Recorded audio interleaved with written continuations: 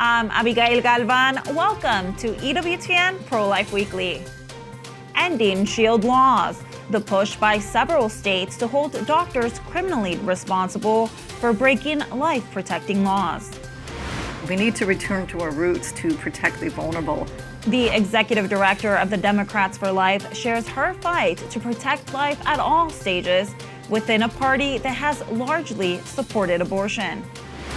When you use science-based evidence, the kids trust it. We're giving them tools to educate them at a young age, and that's imprinting their hearts.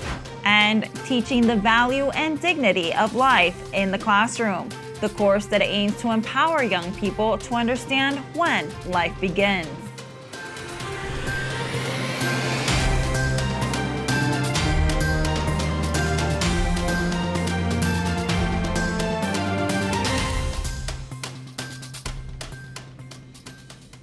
Abortion homicide arrest. Police in Bloomington, Illinois say a man drugged his pregnant girlfriend with abortion pills, causing her baby to die. Police are charging 31-year-old Emerson Evans with 2 counts of intentional homicide of an unborn child after they say he allegedly gave his 7-week pregnant girlfriend abortion-inducing drugs without her knowledge or consent. His girlfriend suffered a medical emergency and lost her baby. Abortion is legal in Illinois. However, intentional homicide of an unborn child carries a minimum sentence of 20 years in prison for each count. The retail giant Costco, which operates more than 600 stores in the United States alone, says it will not be selling the abortion pill mifepristone in its pharmacies. Management says it is due to lack of demand by its customers. CVS and Walgreens, 2 of the country's largest brick-and-mortar pharmacies, have continued to sell mifepristone in abortion-legal states. More than a dozen Republican attorneys general want to stop states from protecting doctors who prescribe the deadly abortion pill across state lines. Those attorneys general from Arkansas, Texas, Florida, and South Dakota, to name a few of those highlighted on your screen, want Congress to tackle the issue of shield laws. In a letter to congressional leaders, they write that these shield laws attempt to protect shield state residents from liability and prosecution when they violate pro-life states' abortion laws. For example, by mailing abortion drugs to a state where abortion is illegal. The Republican attorneys general argue that these laws pose constitutional concerns because they interfere with the state's ability to enforce criminal laws within their borders. On the other side of the aisle, the Democrats for Life, a nonprofit focused on giving the pro-life movement a voice within the Democratic Party, is also working to protect life. Kristen Day, the director of Democrats for Life, recently visited our studio. She shared with me not only the landscape of the movement within her party, but also how her organization is fighting for life on all fronts. So first off, there is a public perception that it's not possible to be a Democrat, a member of the Democratic Party, and pro-life. Is that the case? No, that is not the case. We have elected officials all around the country who are pro-life Democrats. And in my opinion, I think we are the real Democrats. We're the most consistent with our historic mission to protect the vulnerable. And who's more vulnerable than a pregnant mom and their baby? So so it's possible, and we need more Democrats within the party to speak up, because there are a lot of Democrats who agree with me who are so afraid to talk about being pro-life or afraid to talk about reasonable regulation and limitations on abortion because of the backlash from the party. A lot of times the local party will say you can't run as a pro-life Democrat, you have to change your position. So we're really trying to help people find the courage to stand up for what they believe.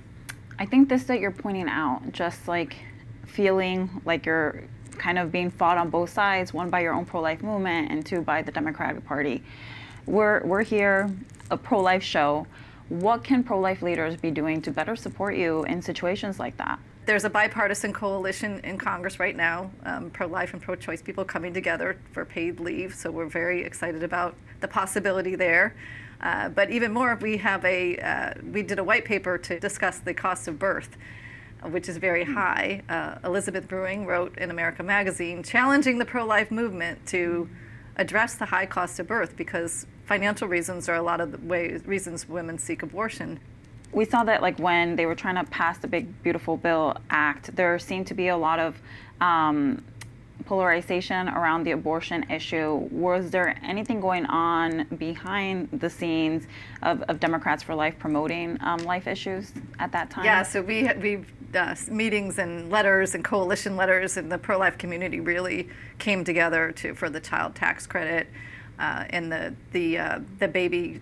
I don't want to call it. They call it the Trump bonus, but every child who's born will get $1,000, and that money will build over 18 years. And so, I mean, there were things like that in the bill that were good. There were some good things in the bill that will help families. And so, yeah, we were pushing those. And, and Planned Parenthood doesn't serve very many women when you look at the big scope of the United States. So I think defunding them and letting them figure things out on their own is probably a good thing. Yes. Another trend that we're seeing across the United States is just the legalization of assisted suicide. What are you seeing there within your party? It's heartbreaking that we've had some victories in Maryland. We've been able to defeat the bill several times, but when I talk to Democrats, we are Democrats. We support the vulnerable and those who need assistance. And assisted suicide targets those who don't have the support, the elderly, the poor, who don't have great health insurance.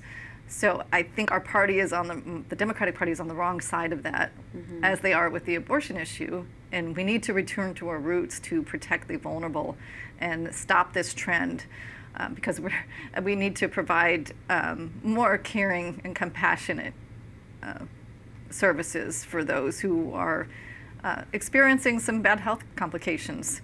Now, the Trump administration is very pro-death penalty. How are Democrats working to protect lives behind bars? Oh, it's heartbreaking to see the number of, it seems like every day we're seeing another person killed by the death penalty. Again, we're a whole life organization. We don't believe we should be taking lives. We need to get the stories out there more about the people who were falsely accused. Once you take someone's life, you can't give it back. So, so we are doing what we can to oppose the death penalty and bring more awareness to these cases that are just, that's not the solution. Violence with violence is never the solution. Well, Kristen, thank you so much for joining us here today. It's been a pleasure. For more information on the work of Democrats for Life, visit democratsforlife.org. The now former Attorney General of Missouri launched a lawsuit against Planned Parenthood's national organization while he served as AG. He cited the organization targeted Missouri women by lying about the safety of the abortion pill mifepristone. I am launching a new lawsuit against the National Planned Parenthood organization, Planned Parenthood Federation of America, for their lies and their continuous deception against women across our country as it relates to dangerous chemicals that kill and maim. First of its kind in the nation, Missouri leading the way on this fight. Former Attorney General Bailey made the announcement at a Coalition Life event, a nonprofit with the goal of ending abortion through sidewalk advocacy. Attorney General Bailey has since been chosen by the Trump administration as the co-deputy director of the FBI. The fight for life in Missouri will be continued by the new Attorney General, Catherine Hanaway. Meanwhile, across that state, Coalition Life continues their sidewalk advocacy. I had the chance to speak to Brian Westbrook, Executive Director of Coalition Life. Brian, thank you so much for joining us.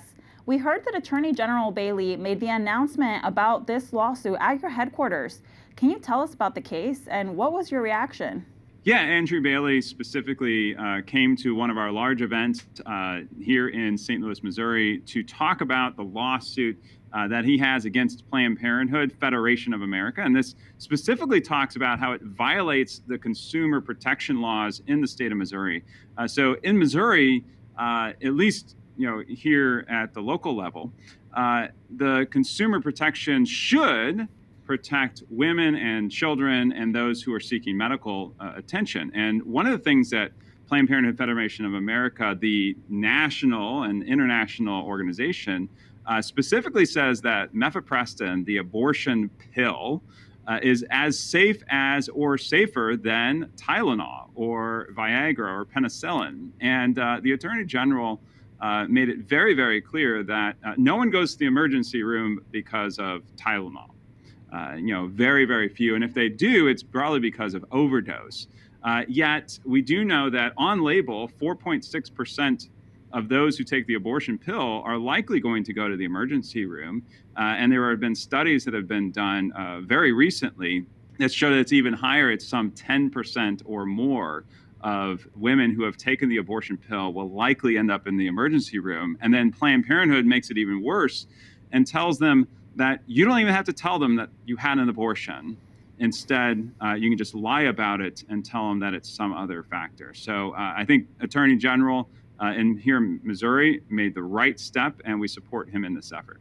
And Brian, tell us, what are you hoping will come from the case?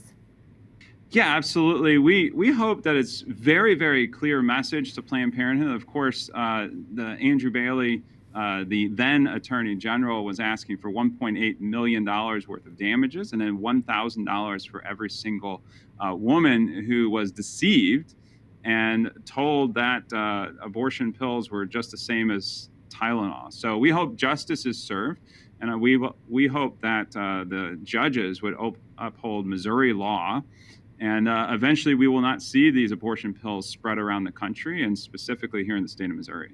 Brian, thank you so much for your work. Thank you. This November, Coalition Life will be leading 9 days of public prayer nationwide.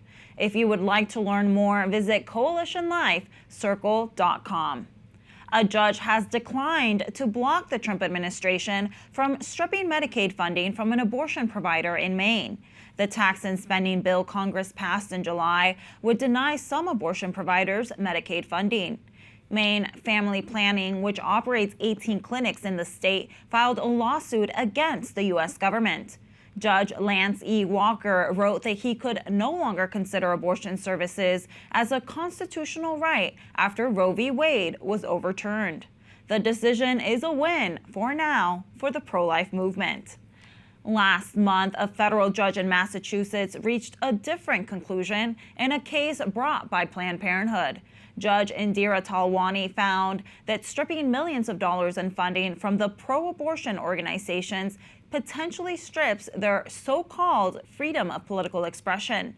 Should the abortion provider in Maine appeal Judge Walker's ruling, a U.S. Court of Appeals reportedly could settle the differences between Judges Walker and Talwani's case. This showed me that it doesn't matter how developed you are, you're always going to be the same person with the same dignity. Making the pro-life message simple to understand and easy to teach. That is the mission of the St. John Paul II Life Center's educational video series called A Glimpse Inside. It's part of a new national initiative to provide life-affirming education programs for young teens and adults. The free program includes physician-led videos on fetal development and guided 3D and 4D ultrasounds. It also includes some of Live Action's animation called Baby Olivia. The Baby Olivia video provides a medically accurate, animated glimpse of human life from the moment of fertilization and explains the growth of a baby inside its mother through each gestational period. The story details Olivia's development. The educational course of A Glimpse Inside is offered to middle school, high school, and college students across the United States. The program aims to empower young people to understand when life begins. The goal? To present the pro-life message within 1 to 4 sessions. Here to offer us more insight about A Glimpse Inside is Linda Ruff, CEO of the Vitae Clinic and the St. JP2 Life Center, the organizations that helped create this video series. I am also joined by Christina Bennett, a news correspondent for Live Action, the organization that created Baby Olivia. Ladies, thank you so much for joining us on the show. Linda, we'll start with you. Why was it important for the JP2 Life Center to create a program like A Glimpse Inside? Well, we saw how powerful Baby Olivia was from an animated story of life, but we wanted to demonstrate more of the real life real doctors, real moms in a clinical setting. We felt like young people, it really drove home the message of Baby Olivia by showing real doctors, real moms, talking about real ultrasounds, and just took it to the next level. That's great. And Christina, A Glimpse Inside, as Linda has mentioned, uses Baby Olivia footage. Now, Baby Olivia has been around for a while. Can you tell us how widespread the video is and the impact it's had thus far?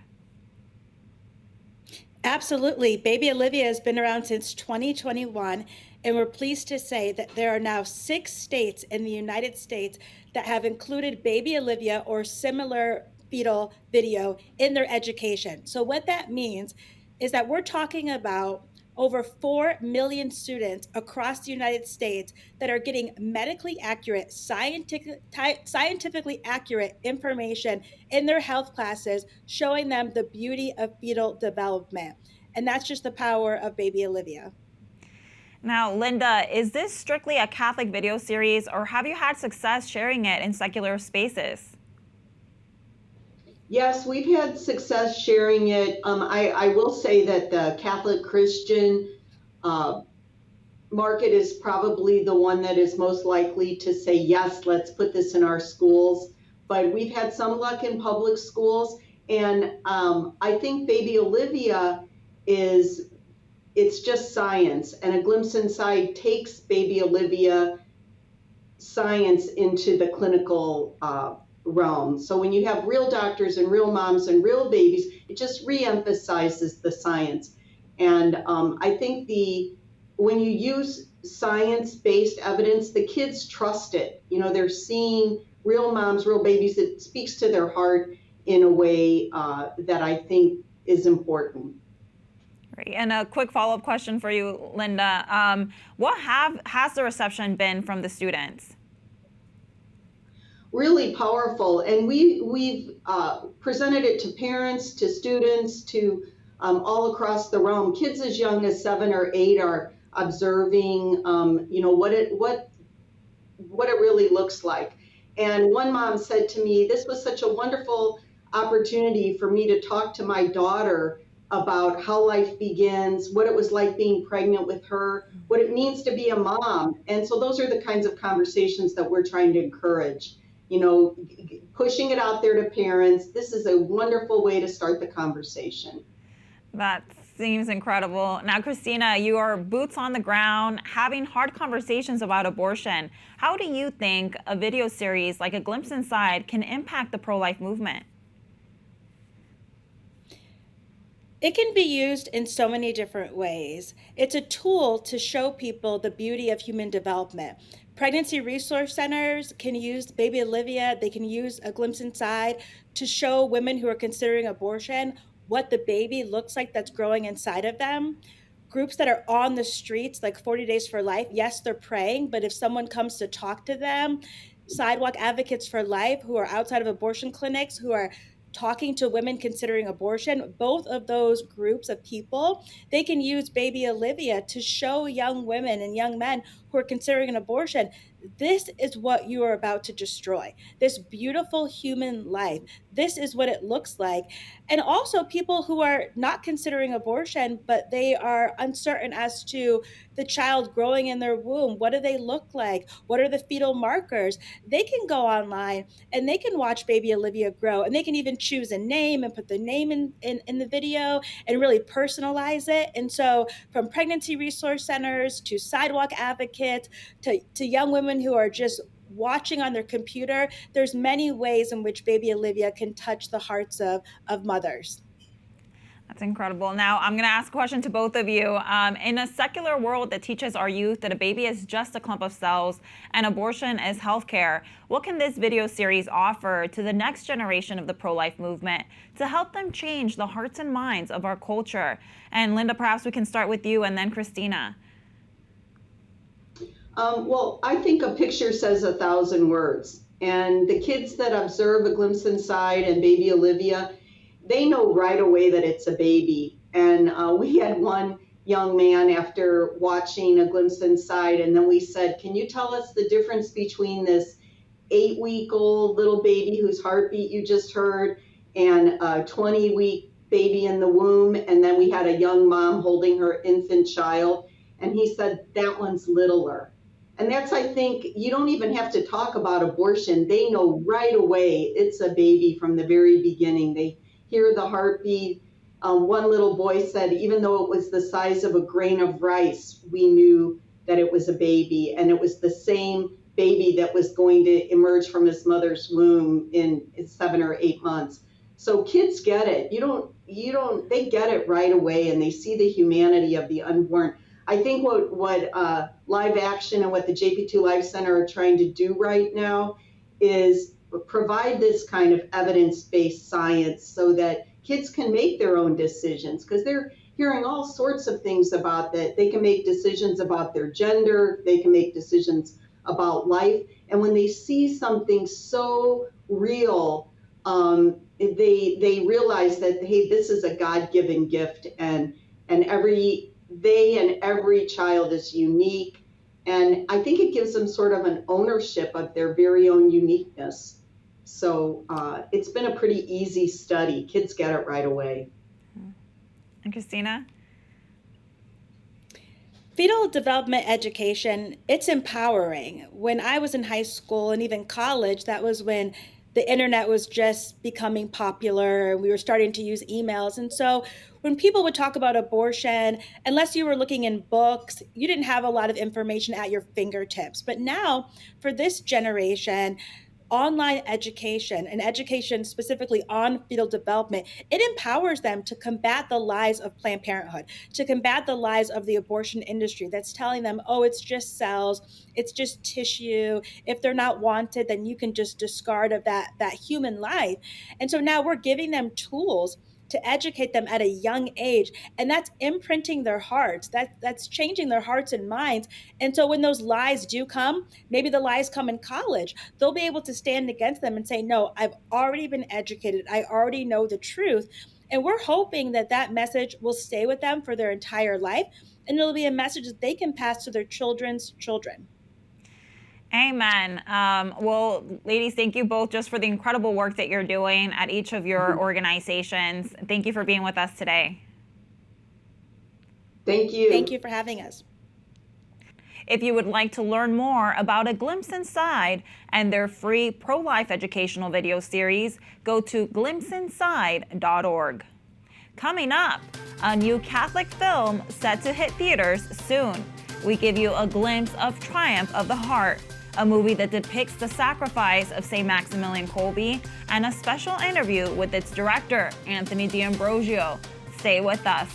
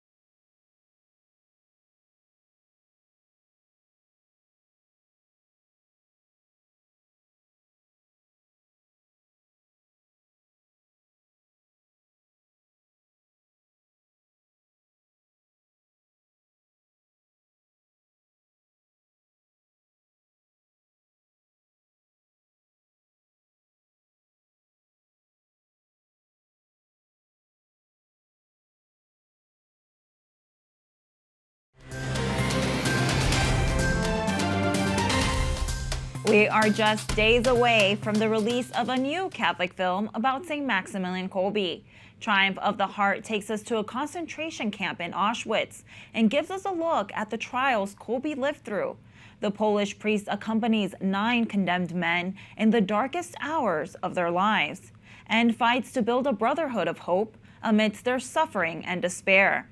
The director of Triumph of the Heart, Anthony D'Ambrosio, came to our Washington, D.C. studios to talk about the impact he hopes the film will have on the audience.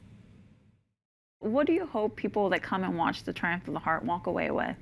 Yeah, everybody who asks me that, I just want to tell them hope. You know, every single person who watches this film, the main thing that they tell me that they feel is like, I want heaven so bad. Like, it's after seeing that, everything in my life seems like all of my crosses, they seem bearable now. And I think that watching the suffering, being face to face with the cross that they had to carry, and then also seeing like the victory of it, it's one of the most cathartic stories and the most healing stories, particularly for those who struggle with hope or struggle with doubt, who have unresolved questions with the Lord that haven't been fully kind of touched by His healing hand yet. And so it's amazing to sort of sit in the theaters and just watch that healing kind of coming through the screen and through the story, and really moving people's hearts and bringing healing. Triumph of the Heart hits theaters on Friday, September 12th. Check your local theater for showtimes. For more information, go to triumphoftheheart.com. That does it for this edition of EWTN Pro-Life Weekly. Be sure to like and follow us on our social media channels. You can find us at EWTN Pro-Life on X, Facebook, and Instagram. And sign up for our newsletter, The Pro-Life Pulse, EWTN.com/pro-life. Remember, life is a gift. Your life is a gift. God bless.